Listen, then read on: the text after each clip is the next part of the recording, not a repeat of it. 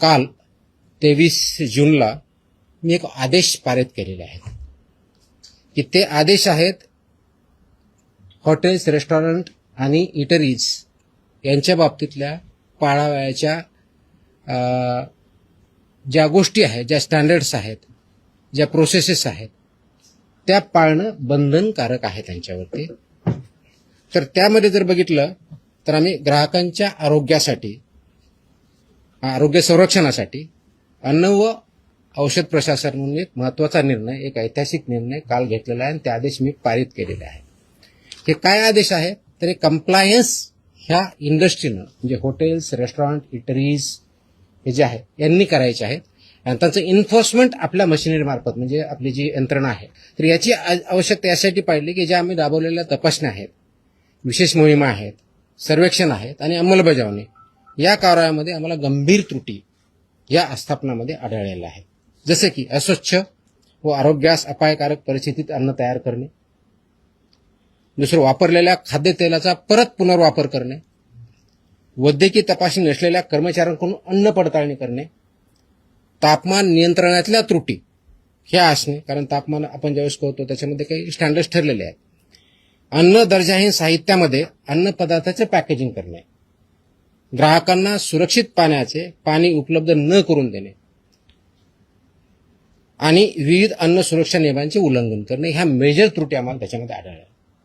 आणि ह्या त्रुटी ह्या ज्या स्टँडर्ड्स आहेत याचं उल्लंघन करणारे आहेत आणि म्हणून परत आपल्याला त्याचे आदेश काढून ते इम्प्लिमेंट करण्याच्या दृष्टिकोनातून हे काल आम्ही 23 जून रोजी हे आदेश पारित केलेले आहेत. ती कॉपी आपल्याला मी आता देईलच, अवेलेबल आहे, आपण देऊया.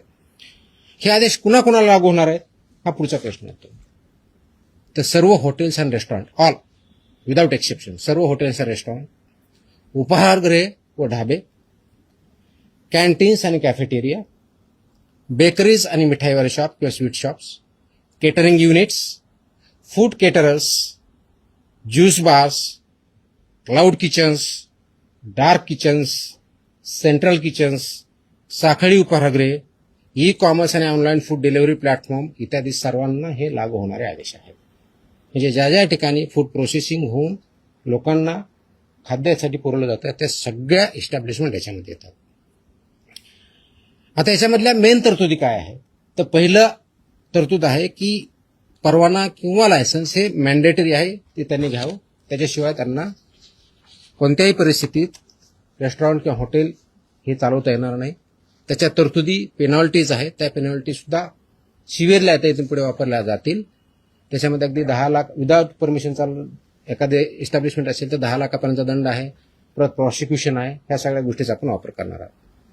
दुसरा जो आहे स्वच्छता आणि आरोग्य मानकाचे कठोर पालन करणं गरजेचं आहे, ज्यामध्ये शेड्यूल 4 किंवा अनुसूचित 4 हे जे आहे याच्यामध्ये स्वच्छता आणि आरोग्य विषयी मानकांचे काटेकोरपणे पालन करणं गरजेचं आहे. ते थोडक्यात मी डिटेलमध्ये सांगेन. कर्मचाऱ्यांची वैद्यकीय परीक्षा, तपासणी व प्रशिक्षण हे मॅन्डेटरी आहे.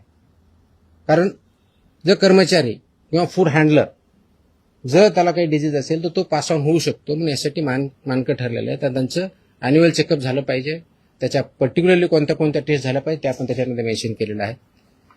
त्याचबरोबर सुरक्षित अन्न हाताळण्यासाठी स्पष्ट मानके जे आहेत त्याच्यामध्ये कच्चे व शिजवलेले अन्न वेगवेगळे ठेवणे, फिफो तत्वाचं फर्स्ट इन फर्स्ट आउटचं प्रिन्सिपल पालन करणे, गरम व थंड अन्नासाठी निर्धारित तापमान राखणे, रंगसंकेतिक कापणी फळांचा वापर करणे, परवानाधारक पुरवठादाराकडून कच्चा माल खरेदी करणे.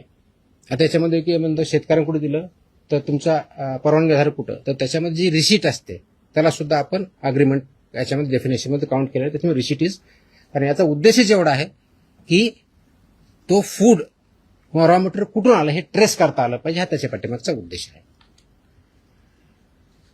त्याचबरोबर ग्राहकांसाठी मोफत पिण्यायोग्य पाणी पिण्याचं प्रोव्हाइड करणं, मोफत देणं अपेक्षित आहे. सुरक्षित पिण्याचे पाणी विनामूल्य उपलब्ध करून देणं बंधनकारक आहे. आमच्याकडे पिण्याचं नाही, फक्त बॉटल वॉटर आहे आणि ते पे विकत घ्यावं असं बंधनकारक करता येत नाही. इट विल बी व्हायलेशन आणि अशावरती आम्ही कारवाई करणार आहोत. तसे आम्ही त्याच्यावरती बोर्ड लावा असं मी त्यांना सांगितल्या आदेशामध्ये, त्यांना बोर्ड लावावे लागतील, त्याप्रमाणे करावं लागेल. आणि कुणी मागितलं त्यांना सांगावं लागेल की आमच्याकडे पोर्टेबल ड्रिंकेबल वॉटर आहे, ते तुम्ही पिऊ शकता. त्याच्यानंतर त्यांनी डिमांड केली तर त्यांना द्यावं. It's optional, it's not compulsory. त्याच्यामुळे ही पहिली गोष्ट करायची आहे. त्याचबरोबर मेनू लेबलिंग आणि पोषणची माहिती ही मॅन्डेटरी आहे. मेन्यूवरती लेबल व्यवस्थित पाहिजेत, त्याचं लेबलिंग व्यवस्थित पाहिजे. त्याच्यामध्ये उपाहारगृहांनी व केंद्रीय परवानधारक आस्थापने मेनूमध्ये कॅलरी माहिती, पोषण मूल्य आणि अलर्जन माहिती प्रदर्शन करणं बंधनकारक आहे. तसंच वर्तमानपत्र किंवा छापील कागदात अन्न देता येणार नाही, हे प्रोहिबिटेड आहे, ते त्यांना देता येणार नाही. त्याचं कारण असं की अन्नदर्जा हे साहित्य, वर्तमानपत्रे किंवा छापील कागदपत्रे अन्नपदार्थ गुंडाळणे किंवा वाढणे यावर रेग्युलेशननुसार बंदी आहे.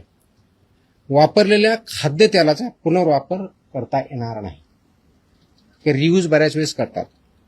तर फसायच्या ज्या रुको गाईडलाईन आहेत, RUCO रुको गाईडलाईन्स आहेत, त्या गाईडलाईन्सचं इम्प्लिमेंटेशन करणं बंधनकारक आहे. आणि 25 TPO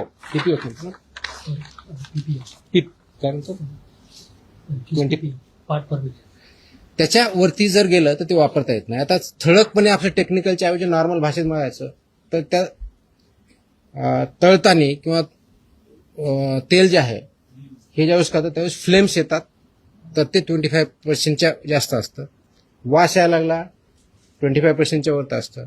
काळं दिसायला लागलं 25% वरता, विच इज डेंजरस. त्याचे प्रिव्हेंट ते वापरताच येत नाही. ते करण्यासाठी एजन्सीज आहेत, त्यांना ते सेल करायचे आणि त्याने ते मार्केटच्या बाहेर न्यायचे. एकाने कोणतरी विकायचं, दुसऱ्याकडे वापरायचं किंवा दुसरा यूज करणार त्याला द्यायचे, हे याच्यामध्ये बंधनकारक आहे. त्याच्यामुळे रुको गाईडलाईनचं सुद्धा इम्प्लिमेंटेशन करणं अपेक्षित आहे. 9वी गोष्ट आहे की ऑनलाईन विक्री होणाऱ्या अन्नपदार्थाबाबत परवाना क्रमांक प्रत्येक ठिकाणी लागेल, कॅलरीची माहिती लागेल, अलर्जींची माहिती लागेल आणि जेवढे त्यांचे किचन असेल तर प्रत्येक किचनला इंडिव्हिज्युअल परवानगा त्यांना घ्यावा लागेल. मोठ्या ज्या आस्थापना आहेत, पर्टिक्युलरली 50 करोडच्या वरच्या ज्यांचा टर्नर आहे, त्यांनी फसाईच्या मान्यताप्राप्त ज्या संस्था यांच्यापर्यंत पासून हे ऑडिट बंधनकारक आहे, त्यांना ऑडिट करून घेणं. इयरली त्यांनी ते मॅन्डेटरी ऑडिट पूर्ण सगळ्या प्रोसेसेसचं हे करणं अपेक्षित आहे. ह्याही गोष्टी